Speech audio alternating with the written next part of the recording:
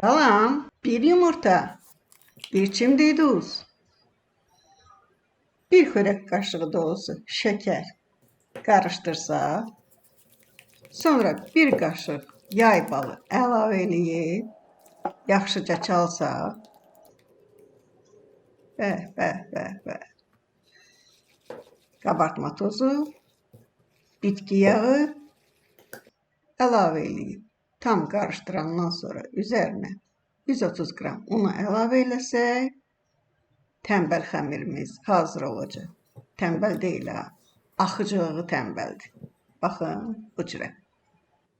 Tavamıza yağlı kağız salaq, kağızın tərs üzündən cızıqlar çəksək, sobanı 180 dərəcəyə salıb qızdırsaq,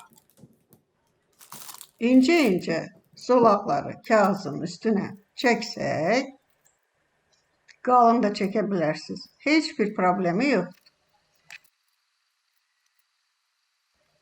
7-8 dəqiqədən sonra kurabiye çubuklarınız hazır olacak. Nuş olsun.